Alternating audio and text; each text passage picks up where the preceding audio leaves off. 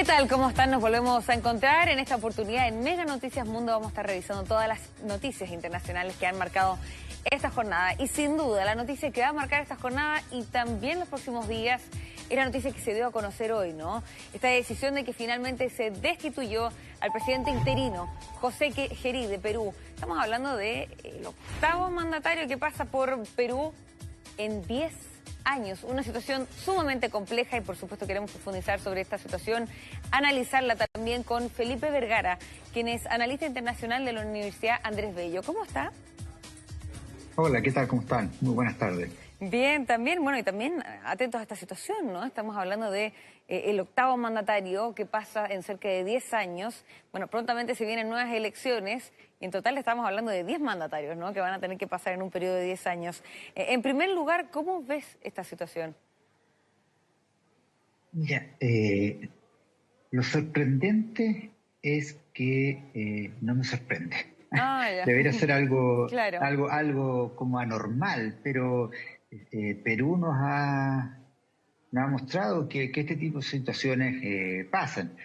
Fujimori, Alan García, Pedro Pablo Kuczynski, la expresidenta también. Bueno, son muchos los que han pasado por esto. Lo interesante es que Perú avanza igual, ¿ah? O sea, pese a que van cambiando los presidentes constantemente, este reciente presidente duró solo 4 meses, Perú por suerte logra llevar un clima de crecimiento y de avance independiente de quiénes sean sus autoridades. Ahora, no deja de ser preocupante, más allá de que sea algo que no sorprenda, no deja de ser preocupante que sean ya 8 presidentes en 10 años, y la mayoría de los presidentes de Perú o estén presos o se hayan suicidado, en el caso de Alan García, o hayan arrancado del Perú.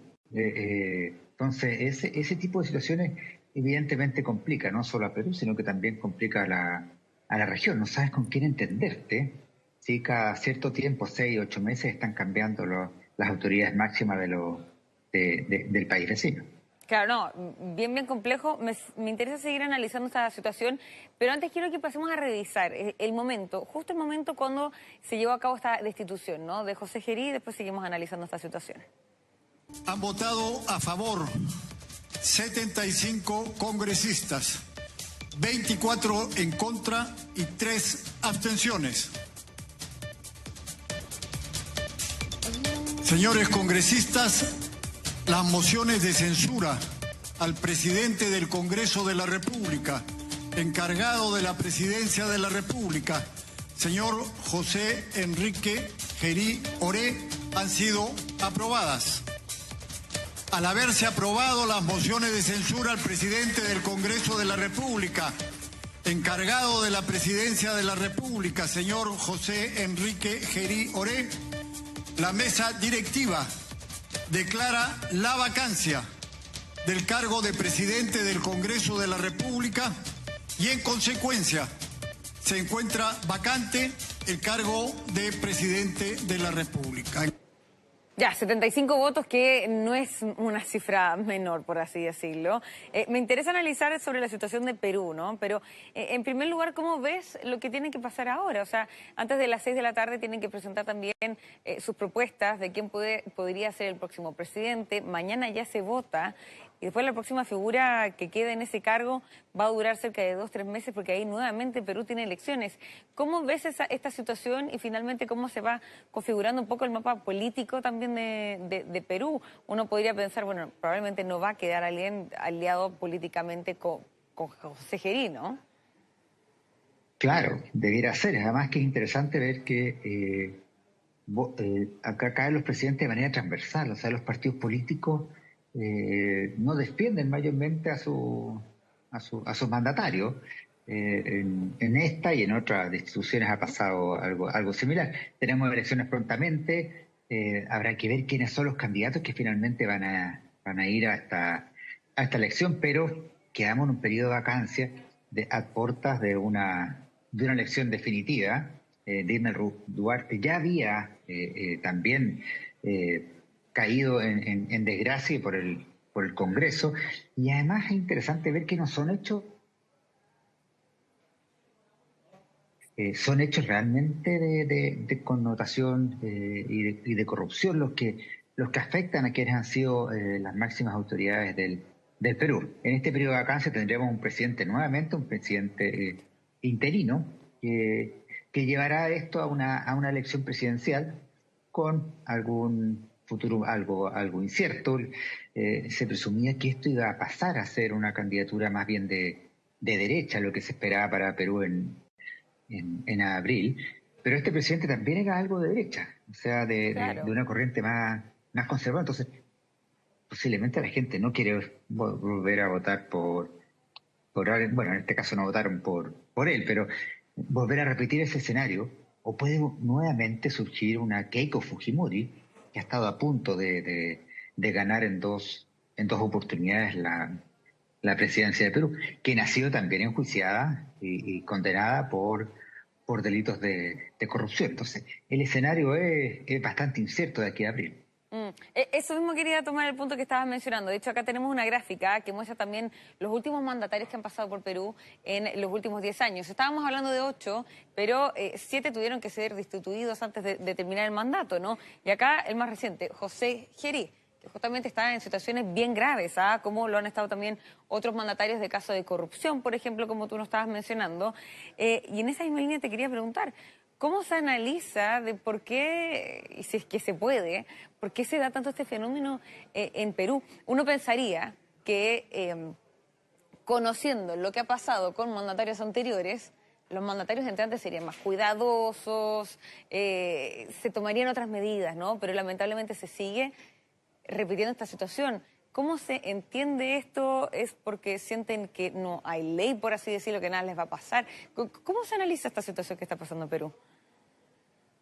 Yo creo que la ven como la ganada corta. Yo Ya. siento que dicen, a mí no me va a pasar, yo voy a ser más hábil. Castillo, la verdad es que fue un fracaso desde que salió electo. Mm. En Dina Duarte, que venía de su corriente, era su vicepresidenta, pero después se cambió un poco de bando, cayó en errores infantiles como los relojes Rolex. No sé si recuerdan Sí. ese escenario que era como, no podéis caer porque te están regalando relojes, no podías aceptar relojes, pero bueno, y explicaba que después obviamente hay cosas más profundas. Y en el caso de Gerí, estas reuniones secretas en restaurantes finos, que es algo muy común en Perú, de ahí viene el chifa que tanto Claro, conocemos, ir a reunirse con encapuchado a un restaurante chino, con un personaje que es turbio, claro.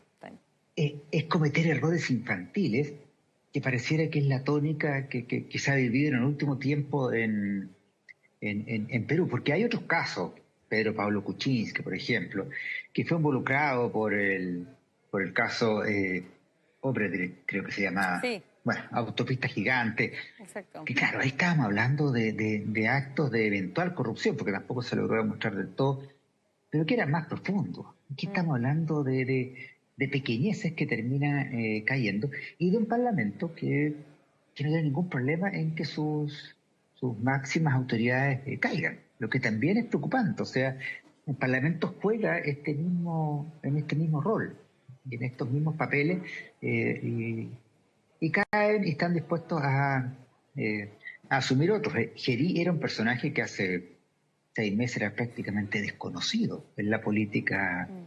peruana, una persona que haya salido con un porcentaje de aprobación cuando salió electo senador, pero muy bajo, más bien arrastrado, como conocemos acá, que hay ciertos casos arrastrados. Bueno, él era arrastrado y terminó siendo presidente y a los 4 meses cayendo en esta situación. Pero es como el modo superandi que venimos escuchando en Perú hace ya bastantes años, como tú bien Mm. dices.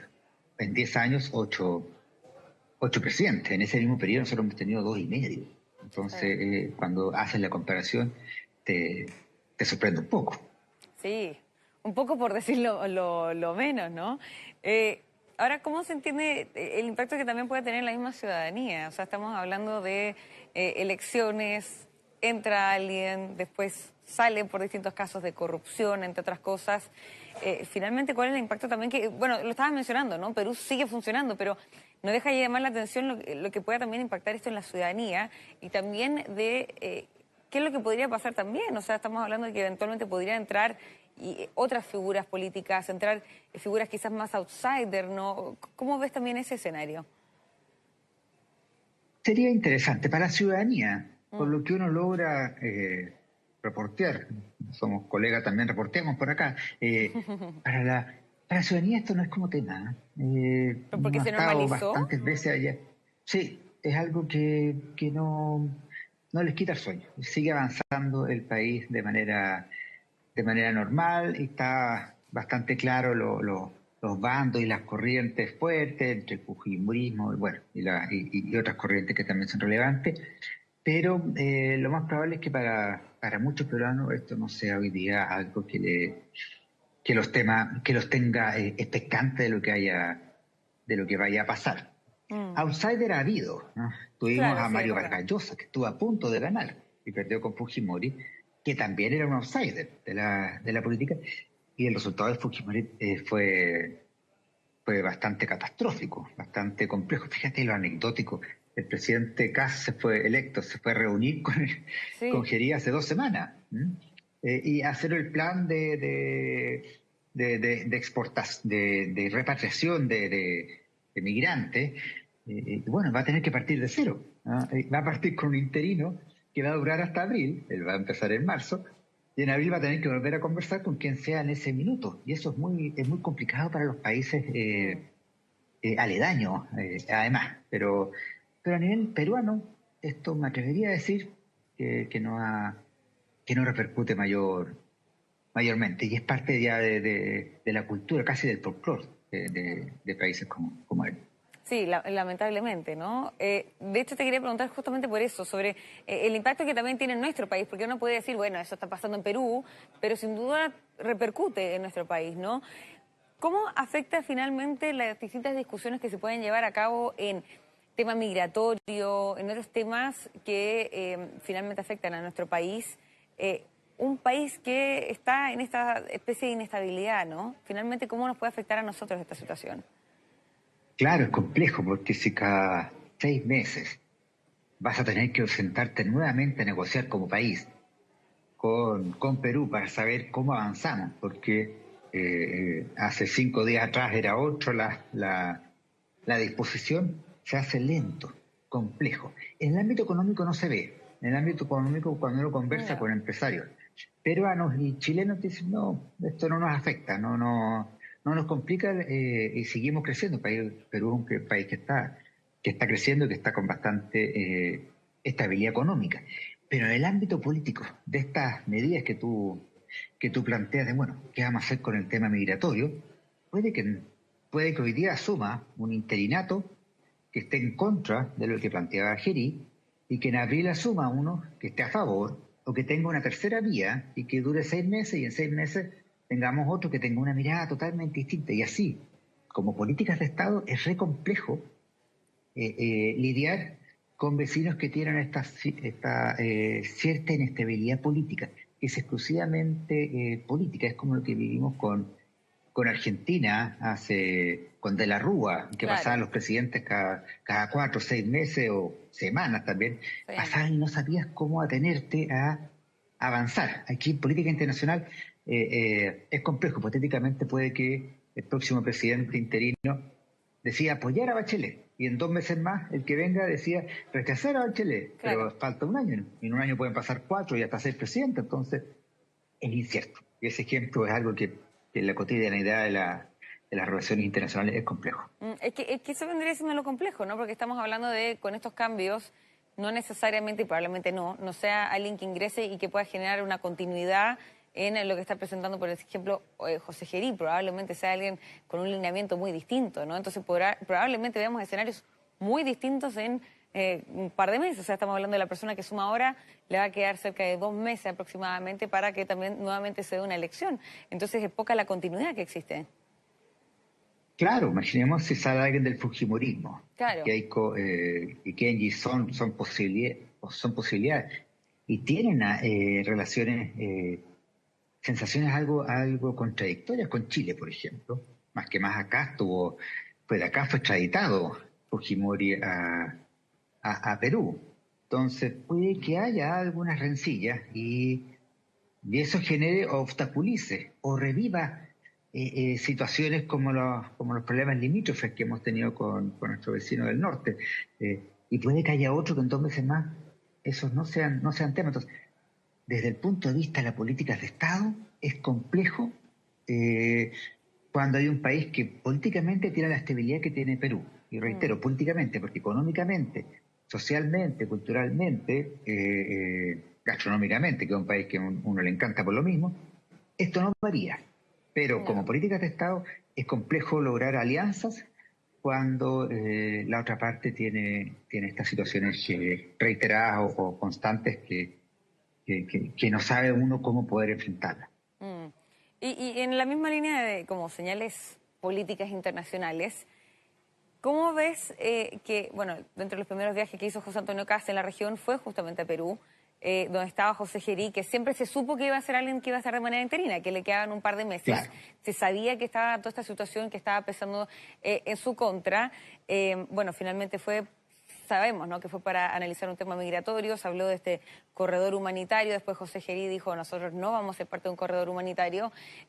¿Cómo se analiza también ese viaje de José Antonio Kast en el marco internacional, ¿no? Se hace complejo. O sea, los viajes que ha tenido el presidente electo han sido de naturaleza compleja. Argentina, Perú, Ecuador, Hungría. En Europa misma, en Hungría también, un presidente que muy probablemente en abril no siga. Claro. Han sido señales complejas y algo contradictorias para su futuro mandato. Entonces ahí también hay un punto que tiene que partir las conversaciones de cero, porque quienes eran sus interlocutores ya no van a estar, y quienes vengan no sabemos necesariamente cómo van a interactuar tampoco, porque además lo que pasa en Perú, que en otros países no pasa, incluyendo Chile, es que los mandatarios tienen una corriente política que no es uniforme siempre. Claro. O sea, en los tiempos de Alan García, claro que sí, pero en el último tiempo son presidentes que pueden llegar al poder por una corriente política y rápidamente cambiarse a otra corriente política.